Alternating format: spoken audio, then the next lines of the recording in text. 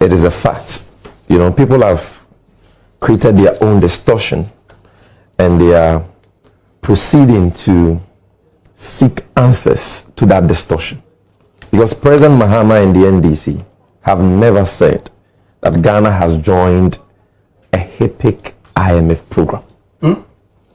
What we have said is that President Akufo-Addo has supervised the mismanagement and the degeneration of the Ghanaian economy back to the same unsustainable debt hole that the country found itself in 19 years ago when we joined HIPIC.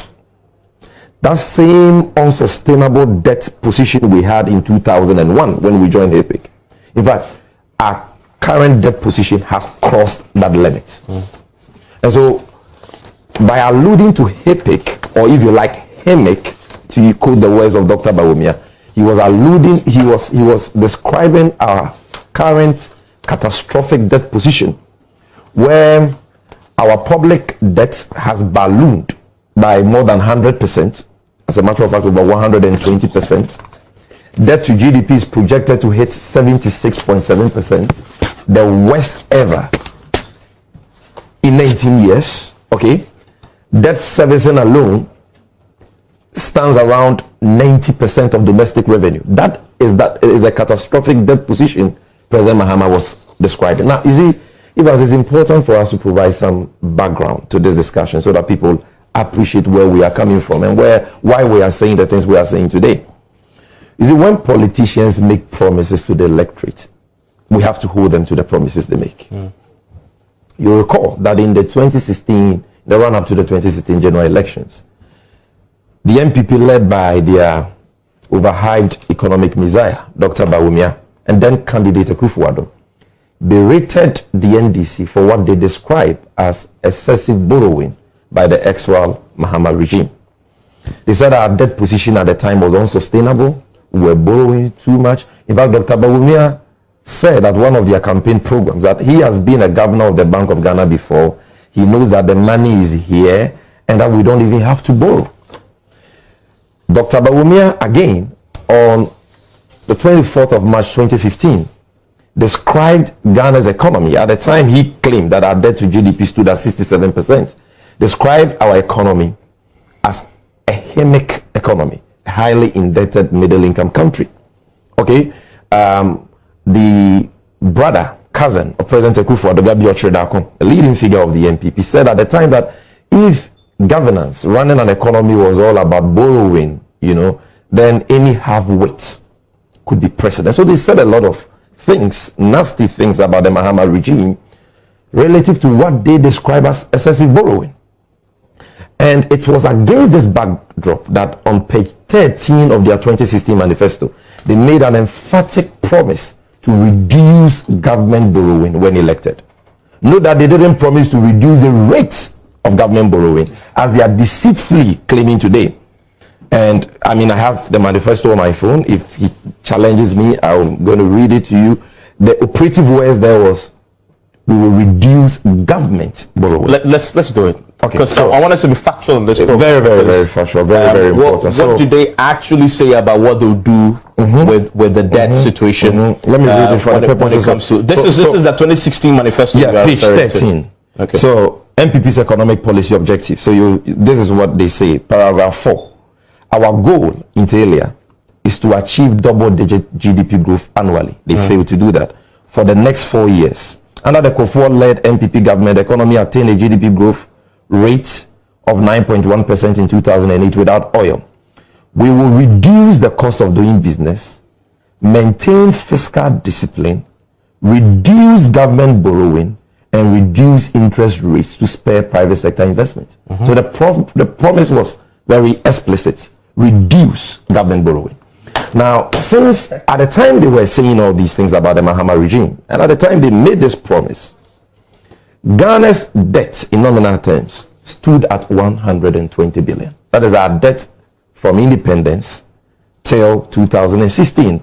I mean, during HIPIC, we were forgiving about $3.5 billion in debt. That's in today's terms, 22 billion cedis. But when Mahama was leaving office, our debt was 120 billion.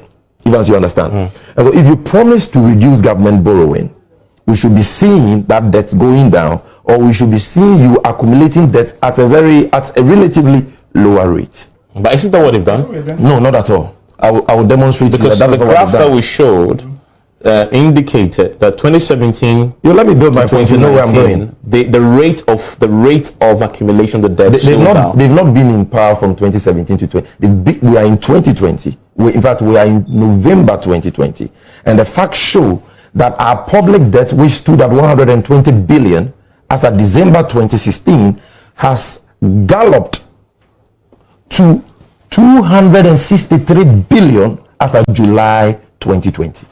July 2020. True. We are not adding monies they borrowed after July. If you add that, you will cross 300 billion. So as of July, 263 billion. What that means is that in 3.5 years, they have accumulated over 140 billion in debt. President Mahama added just about 80 billion cedis to our public debt in 4 years. What he actually borrowed out of the 80 billion was just about 54 billion. The rest, interest payments, interest rate, interest and all that. They have added 140 billion despite promising to reduce government borrowing. Apart from that, and that is the biggest in the history of this country. No government has added that much to our public debt. In fact, if you put together the amount of debt that all successive governments since Nkrumah added to our public debt cumulatively, it doesn't match up to 140 billion, which they have added to our public debt in only 3.5 years. That is what makes this serious. And so today, like President Mahama said, every Ghanaian owes averagely 9,000 Ghana cedis. That is 90 million owed cedis. Quite apart from that, debt to GDP in 2016, which is the percentage of our debt to the value of the goods we produce in this country and the services we provide in this country, was around 56%. In fact, 55%. In fact, it's 54.83%. Thank you. 54% in 2016. This is the debt position they described as hemic. This is what they criticized and lambasted us for and promised to improve. Today, what is our debt to GDP? It has worsened from 54% to now, as of July, 68.3%, projected to hit 76.7% next month. But here's the thing. You had 54.83%, but you went to the IMF for help. Yes. The difference is they are 76.7%, at least the IMF projects to get there. But the IMF says there's no need yet for that because we still, and this is how they describe us.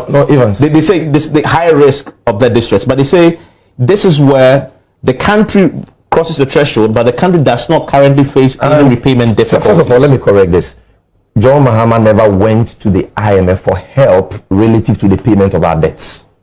There are different IMF programs, and so you join different IMF programs for different purposes. What did he go for? As we speak now, this government has gone to the IMF for a rapid credit facility. For the COVID-19 purposes?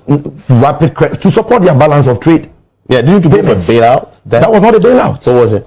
You understand? It was a special program. I mean, we spoke about policy credibility at the time for our homegrown solution to our economic woes at the time. It had got nothing to do with the payment of our debt. So let's understand that.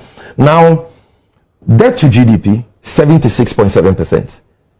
The last time we recorded, something similar to that was in 2000, 79.2%. In 2001, when we joined the HIPIC program, debt to GDP was 61.7. 61.7. Yeah. Today, 76.7. But so however, the economy is in a position to accommodate. It is not true. In fact, it is worse. Let me explain. But that's according to the IMF. No. So that's according to. So I want. Factually. So the IMF published a document, and you saw the document. September 30th. You've already read this. No, it's important. You can allow me to explain it to you. I didn't read this as part of my introduction, but this is important just for clarity. That they categorize as a debt in high risk of debt distress, correct? And they say the country does not currently face any repayment difficulties. So because the country's economy is strong enough to deal with this level of debt.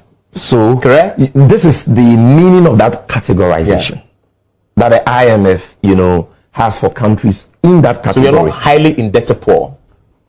We are not a poor country. And we are not highly indebted too. We are highly indebted. No, at the time, Dr. Bawumia said that we were a HEME country, highly indebted middle-income country. We were not a poor country. We were a middle-income country. At that time, our debt was below 120 billion. Our debt to GDP was, according to rebased economic data, 54%, according to you. You've corroborated that, right? In fact, at that time, we are not rebased economy. So he quoted 67%. Now, that was before rebasing. Now, even after rebasing, they have crossed 76%. And you are saying we are not highly indebted. If we were highly indebted, at the time our debt to GDP was 67% before rebasing, and after rebasing, 54%. Then what are we now that our debt to GDP is projected to hit 76.7% next month? Our debt has ballooned from 120 billion to 263 billion in only 3.5 years. Every Ghanaian is indebted to the tune of 9,000 Ghana cedis, 19 million old Ghana cedis. Quite apart from that, the most important thing in this debt analysis is debt servicing.